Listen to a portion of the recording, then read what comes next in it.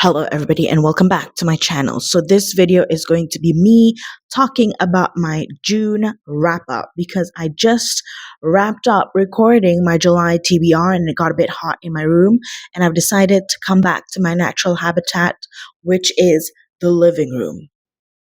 Side note, if you don't know, I sleep in the living room because it's cooler. That's all I have to say. So, in the month of June, I finished 6 books. And the first book that I finished for the month of June is Project Hail Mary. And I give this book 5 stars. It was just perfect for me. Emotionally, I just cried. The only reason I read this book was because I watched the movie and I loved the movie so much that I'm like, you know what? I'm finally gonna dive into and one of Andy Weir's book, which is obviously Project Hail Mary. I read the book, I cried, I felt for it, 5 stars. Which leads me to want to read more of his works because I've read online that Project Hail Mary is actually not his best work. His best work is The Martian. I did not watch the movie, I didn't read the books, and the reason for that is because I was scared it was going to be overhyped. So when I watched the movie for Project Hail Mary, I literally went into it blind and I was blown away by how much I enjoyed the movie, especially by how much I really cared about Rocky, you know? I didn't even know I could care so much about a rock, but here we are. And also, side note, I have a reading vlog for Project Hail Mary if you guys are interested. I'll link it somewhere here. I felt like the movie is a very good adaptation of the book. And like I said, because I watched the movie first and then read the book second, I felt like the book gave more nuance and depth that the movie just couldn't get into. They couldn't adapt that section properly without making the runtime of the movie be 6 hours long. So, reading the book and reading what Rocky went through, how Rylan felt, and how he expressed things, and how smart he is in the book was really nice for me. I have no qualms with this book. The science aspect, I have no idea if it's correct or not. I'm not a science person. I do have a degree in applied geology, but Sheldon said, it's applied geology. It's not exactly hard science. So okay, and the next book that I read in June is Strange Houses by Uketsu, and this one I give 4 stars out of 5. I really enjoyed this book, and it is about basically the author slash Uketsu. I'm not sure if it's the same person, but I'm going to assume that it is. So Uketsu has a friend, and the friend is asking him like, "Hey, I need some help over my decision to buy a house. I have this house that I want to buy, but it's giving me weird vibes. So I need you to check out the floor plan." And then they checked out the floor plan and then they agree that it's weird because at the first level or ground floor, there's a lot of windows. There's a bit too many windows. And then on the first floor, there's still a lot of windows, but then for some reason, the child's room is smack dab in the middle of the house with no windows, no nothing. It was just weird. It was just super weird. So Uketsu is like, okay, I know of a draftsman and his name is Kurihara. I'm just gonna ask him like, hey, is this normal? Like, what's going on? Do we need to know anything more? So he decides to go to Kurihara, and Kurihara looks at it and says like, yes, definitely weird. And my guess is that this is a murder house. And I am just bamboozled because what do you mean? What do you mean you saw this floor plan and suddenly it leads to a murder house? Kurihara says that this is a murder house. And Uketsu is like, that is weird. How did you get there? So he explains why it's a murder house because of the floor plan. And then Uketsu's curiosity is piqued, and he goes tell his friend, like, yeah, it's a bit weird. I don't suggest you buy it. No, wait, did he say that? No. He says, it's weird, but it's fine, I guess. And the friend is like, you know what? I don't feel like buying it because they found a dead body near the house. So it's just giving bad vibes. And Uketsu is like, oh, even more intrigued because what do you mean? Kurihara just said this is a murder house and suddenly there's a dead body. So he starts talking about the house and the floor plan because he's a journalist. And soon another character, Yukio, comes along and says like, "Hey, the person whose body that was found was my husband. I was looking for him, but he went missing." And then soon it turns out Yukio was lying. She just wants to get close to Uketsu for some reason, and that's because she wants his help to find her sister, and soon hijinks occur. I do not want to spoil it, but hijinks occur, and the book was a fun read. Okay? I am terrible at synopsis. That's the best I can do right now. So I gave this book 4 stars, and the reason for that is number one, I finished this book in a day. It could have been one sitting, but then I got distracted and I got busy. But I finished it within a day because it's not even like 200 pages. It's, I think, 197 pages. And it's just so much fun to read, especially if you are a busybody, like you just love drama and you're just curious about random things like me. You know, you are a mati bawang, you would love this book because this book, it hooks you in kind of like, hey, you want to know something weird about this house? And you're just like the nosy neighbor, kind of like, oh, tell me more about it. Like, tell me the tea, like what's going on. And then that's how I got hooked because I was a busybody. I was that nosy neighbor.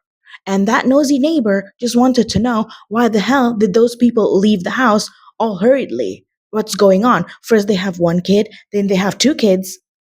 Is this a ghost? What is the situation? So, 4 stars out of 5. Definitely enjoyed it a bit too much. Although, the reason why I did not give it 5 out of 5 stars, even though I enjoyed it a lot, is because I felt like this book, towards the end, I felt like the plot was a bit too out there. I understand that when you're reading, you just have to suspend your disbelief, you know. But for this book, I really had to suspend my disbelief a bit. A bit. You know, it's just like, it's not even a bit, it's a lot. So I'm like, okay. Which is why I don't mind people not agreeing with me that they don't like the book. Like, I enjoyed it, but I can see why other people will not enjoy this book. Because if you're the type that likes to figure out or like likes to solve the mystery along with the detective or the person who's in the book solving the mystery, you wouldn't like this book too much because number one, everything's just a bit too convenient, you know, everything's just given to the author. And number two, if you don't like the writing style, you won't enjoy this book. This book, you really need to, number one, suspend your disbelief. And number two, you really just gotta follow the flow. Like, you need to read this the first round without any brain cells. You know, you just got to enjoy it. And then after you've got all of the data and all of the information that you need, and then you can dissect it because that's how I enjoyed the book. I read it like no thoughts, head empty. No thoughts, just vibes. And after I read it all, after I got the information and I was discussing it with my best friend, that's when I start dissecting the book and interpreting it in different ways because there's a few ways that you can interpret this book and have different conclusions. Basically, I prefer Kurihara's conclusion towards the end because I felt like that made more sense, but it does ask you to have a leap of faith because it is a bit too convenient, the things that Kurihara, you know, the conclusions that he gets. The next book I read is Strange Pictures by Uketsu. I also give this one 4 stars. But surprisingly, I enjoyed this book far more than the first one. And Strange Pictures is, again, it's about Uketsu and it's about Kurihara, but the starting point is Kurihara has a friend and he tells his friend like, "Hey, I found this blog post and this blog post has a lot of weird pictures in it. Like, let's dissect it together." And true enough, there's a few pictures in this blog post that on its own, it just looks weird. Like something's just off about it. But when combined, it depicts a woman getting her baby taken out of her stomach. And the blog post is about this husband who is just, it's just a slice. It's a diary. It's an online diary where he just tells like about his pregnant wife, about his life, and then the last entry is that his wife died due to complications in giving birth, and he's not going to continue the blog anymore, and that's it. And Kurihara is like, like, why don't we think about it? Why don't we just um, solve this mystery? And then the story jumps around from different perspective. You get the first, really absolute first section. You get a snippet from a psychiatrist, I think, psychologist, talking about one of her patients. And then you get to Kurihara's perspective.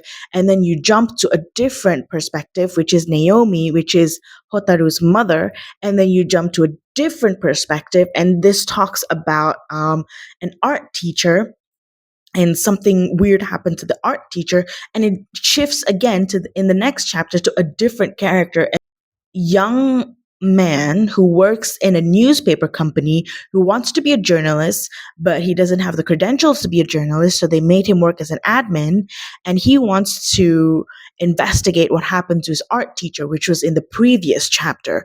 So it does jump around. And again, I understand why people will not like the writing style, but because I'm so used to reading manga, and manga just does that sometimes, of jumping around, and you're just like following the flow, just hoping at the end it's going to come together.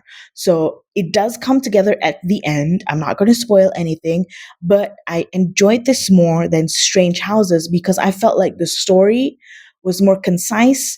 It had emotional depth, and it had a character that I could emotionally connect to and empathize and kind of understand why she did it, but not really, because what she did was just psychotic. But as opposed to the first book, which is Strange Houses, there's not really a character that I could emotionally connect to, which is different for Strange Pictures, because obviously I connect to this one person. I understood why they did it in their psychotic way of thinking, but at the same time, I'm like, girl, you need therapy. But she did get therapy and it didn't help, so. The next book that I read is obviously the second book in Houses series, which is Strange Buildings. And this one, I give it a 3 stars out of 5. I didn't enjoy this one as much. It's the same premise as the first book, Strange Houses. It's about like Uketsu and Kurihara figuring out houses or buildings with weird floor plans, and each chapter is a different story, different floor plan, and it at the end it connects all together. But I didn't enjoy this book as much because I felt the ending felt a bit contrived. I think you have like 11 stories in this book, 11 different stories that are interconnected some way, somehow. And I just felt it was a bit too much. The first book already asked me to suspend my disbelief by a lot. This second book asked me to suspend my disbelief too much that it kind of ruined my enjoyment of the book, because the whole time I kept thinking, this would never happen. Like, you're telling me all of this happened, all this contrived, this convoluted plan over what? I understand on one end why this antagonist or the mastermind would do this, but I just felt like it's a bit too much. Like, there are other ways to enact your revenge and to hurt people, but this was just really out there, out there. That's all I'm going to say. The next book I read, okay, the last 2 books that I've read in the month of June were just horrendous. It was so bad that after I read my last book, I really needed a break from reading because what the hell? The next book that I read is The Thief's Captive by R. Alexander.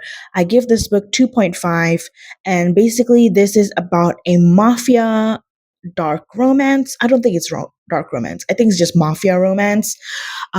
It's about, what is his name? Alex. Alex is in the Bratva mafia Russian thing, and he has his own gang. And his speciality is that he steals high-end cars and he resells them for a higher value. And him and his gang are being pressured by the U.S. District Attorney Sebastian Moran.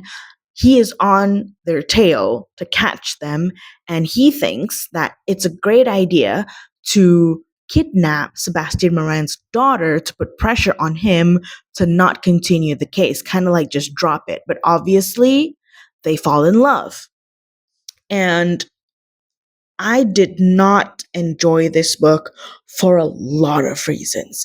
Reasons number one, why the hell did it have to be 500 pages? Okay, I don't know if it's really 500 pages, but the arc that I got, by the way, I got this as an arc, but the arc that I got, and in my Kindle, it says it's 501 pages. For a mafia romance, why do you need 500 pages? You could have wrapped this up within 350 pages to 400 pages max. There's a lot of things that you can cut out. You didn't need it. That is number one. Number two, stupid characters. I don't like stupid characters. So in this book, Jade, which is Sebastian Moran's daughter, the one that they kidnapped, oh my god, there's a mosquito, is not helping. I don't know if that mosquito is dead or just flying around. Anyway, the second reason why I didn't like it was stupid characters. So Jade gets returned back to her family due to some things happening that they need to do in exchange.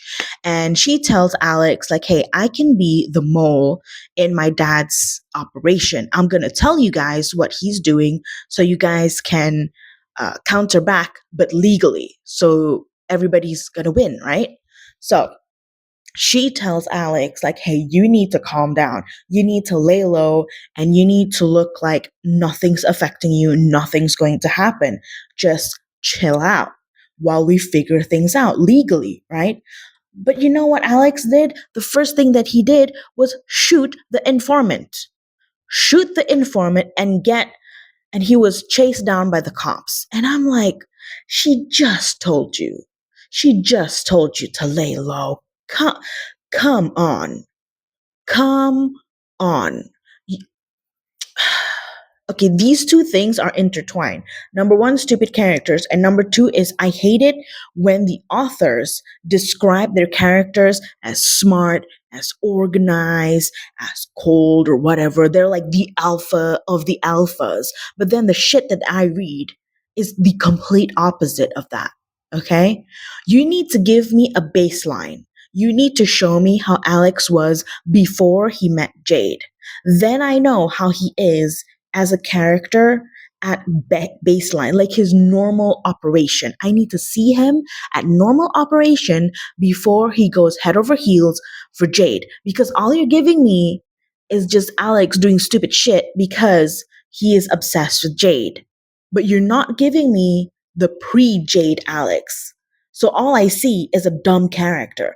All I see is a dumb man who's supposed to be a leader of this organization, who's supposed to be efficient, organized, and smart. He is none of that because you're telling me that he shot the informant and he gets chased down by the cops and he has to run to Jade. And Jade is obviously like cream in her pants right now. And I'm just like, oh my God. And the third 2.A, I guess. Okay, section 2.8. Technically, I forgot that we were still on stupid characters. The mosquito is back. I must not get distracted. Anyway, there it is. There's the Ugh. Missed it again. Anyways, back to stupid characters. Now, stupid character number 2 is Jade. So Jade is supposed to be like the right-hand man to her dad. And she wants to quit her job. But what does she do to quit her job and embarrass her dad and like be free from the district attorney life and just live her best life with the mafia is she creates an OnlyFans, creates porno, sends it to all of her dad's associate, co-workers, boss, and she might as well tag the president at this point. And she says like, "Hey, consider this my resignation. I don't want to work for my dad anymore. I don't want to work as an attorney anymore, and goodbye." And then she says that this plan is going to work because her dad is going to be so embarrassed that um his daughter is a porn star now, that he will quit his job. He will quit his job and he will lay low, you know? And I don't like that because number one, what are you trying to say about sex work? Like, is it embarrassing or what? Like, is sex work positive, negative? Because you are trying to spin it as a positive, but I'm seeing it as a negative because sex work is real work, you know? And what does sex work or like being an OnlyFans star have to do with your dad's career? Because if I was the dad, right? If I was the dad, I wouldn't give a shit about what my daughter did with her body. Like, I understand that the dad's characteristic is that he's very controlling and he controls her all the time, everywhere. She never goes anywhere without him. But I just don't understand the thought process of him completely quitting his job because at this point in time, I think it's Andre. Andre is the business partner for Alex in their whole car gang. He is in jail. Okay. They have reports and they have proof of shit that he did. You know, he's in jail for a legit reason with proof, right? So, what does that have to do with him being embarrassed that his daughter is a porn star?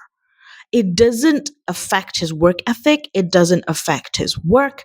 It's like, yes, reputation wise, he is embarrassed, but that doesn't affect his work. So I don't understand the thought process of her being a porn star and him quitting his job because doesn't that mean that it doesn't nullify the work that he did as a district attorney?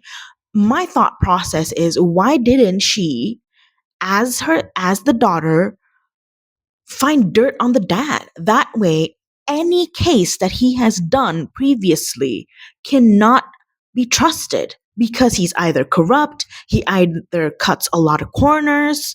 Because from what I can see in the book, he does cut corners, but it seems like he has good work ethic and he seems to be a really good district attorney because he keeps winning. So if I was the dad and I was this district attorney and I have worked so hard, I've grinded and hustled up to the point that I am the US district attorney, I wouldn't just quit just because I was embarrassed that my daughter's a porn star. You know?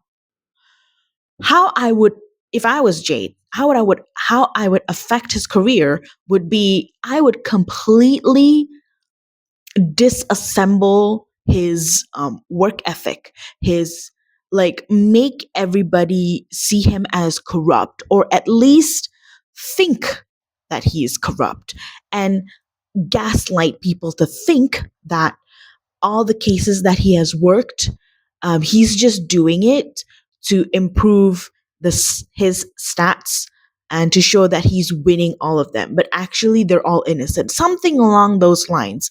Because again, what does that have to do with his, work ethic? Like, okay, so my daughter's a porn star. So what? You know, I don't, I don't get it. So I didn't like this book. But this book pales in comparison over the last book I read, which I completely hated because it is the stupidest book I have ever read in my life, and that is His and Hers by Alice Feeney, which is unfortunately the book of the month for my book club. We chose this book, me and my co-host. We chose this book because number one, we thought it was interesting, and number two, it had a Netflix series. And we thought, like, hey, the Netflix series is doing great. It's very interesting, and a lot of people say it's really good. So the book must be just as good, right? No, no, it's not. I gave this book 1.5. So basically, the whole premise is about Anna Andrews and Jack Harper. These two used to be married and then they got divorced due to them losing a child due to SIDS, which is sudden infant death syndrome. And they couldn't overcome their grief and they grieved the death of their daughter in different ways and they couldn't communicate, so they got divorced. And then I think a few years later, 2 3 years later, death deaths started to occur in their hometown, which is Blackdown, I think. And the deaths are all of Anna's ex best friends when she was in high school. So the first victim was Rachel, second victim is Helen, third victim is Zoe, which is also Jack's sister, fourth is a mystery. And I'm not going to say much, and including Anna, but she didn't die, obviously, because she's the main character. Okay, I'm just going to spoil it to you. The reason why I didn't like this book is because the plot twist was the stupidest plot twist I have ever plot twisted in my life, okay? The plot twist, obviously, if you guys watch the TV series or the Netflix series, the plot twist is that the mother's the killer. But that's not what offends me. What offends me is who exactly the mom killed. Because one of the person that the mom kind of killed is Catherine Kelly. At least I think her name is Catherine Kelly. And Catherine Kelly is the true victim of this book, okay? When she was a child, her sister died of an asthma attack during a boating incident because she forgot to bring the inhaler. And because of that, her whole family disintegrated. And then after that, she got bullied in school. And then she accidentally drank Rachel's piss because Rachel put her piss in a cola can. And Anna was just trying to be nice, being like, hey, let's include her. Like, you guys are nice people. And let's just include her to be, nice. I want her to be included. And then they bullied her. And then on Anna's 16th birthday, she invited Catherine to her birthday. And then turns out that Rachel is a complete psychopath. Turns out she is actually pimping out her friends to get extra money for reasons. And she has been selling or giving nude pictures of her friends to older men and pimping them out. And so on Anna's 16th birthday, she almost gets raped, but she manages to run away, but she never looks back and she never helps her friend Catherine. So Catherine was unfortunately on that day completely assaulted, raped, you name it. And then she moves school soon after. And Anna, she cannot come clean about it because she is being blackmailed by Rachel, saying that if you say anything about what happened on your birthday, we are going to expose you to the world, and you don't want your mom to know what happened to you, right? Like, your nude pictures are being circulated because Anna's mom is a cleaner for the town and she doesn't want her mom to be embarrassed because she's already embarrassed enough of her mom. Bitch move. So she doesn't say anything. And as they grew up, Catherine Kelly becomes Cat Jones. So Cat Jones and Anna works in the BBC. Anna is the news reporter, I think, or she works in broadcasting, and Cat Jones is the newscaster for the BBC News. But she goes on maternity leave, and Anna replaces her for 2 years. And Anna thinks that, okay, I'm going to get her job. But Cat comes back. And then it turns out, but Anna doesn't know that Catherine Kelly is Catherine Jones.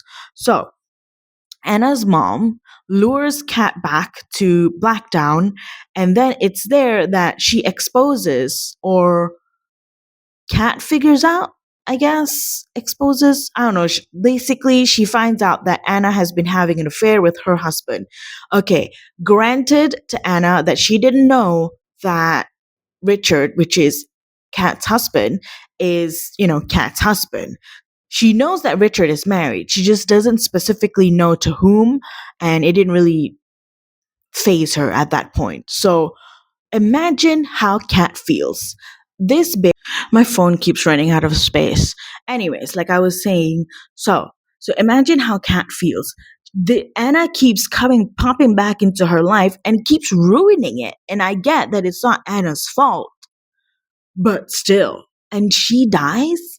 She dies. She gets killed by Anna's mom because Anna's mom believes that because her daughter got assaulted during her 16th birthday, and the fact that Catherine was there must be because she was in cahoots. She was in cahoots with everybody.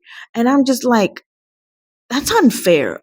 Catherine was not in cahoots with anybody. She is the real victim around here, okay? Like, people need to leave her alone. And she dies. My God, I would have risen from the dead.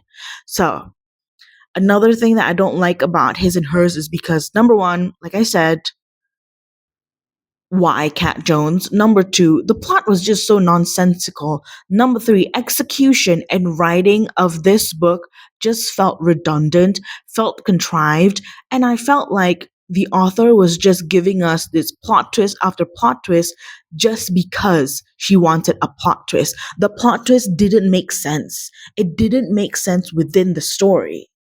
It would have made a bit more sense if the writing was slightly better and slightly tighter, but how the author executed it didn't make sense whatsoever.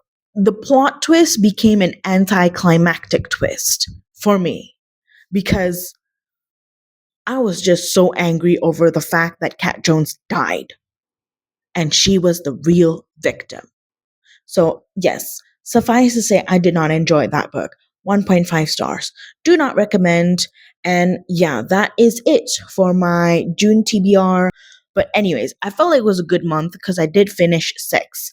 The only books that I did not finish and I'm currently reading is The Bullet That Missed by Richard Osman. I'm halfway through that book, but I don't think I can finish it by the end of June because today is already the 29th and tomorrow's 30th.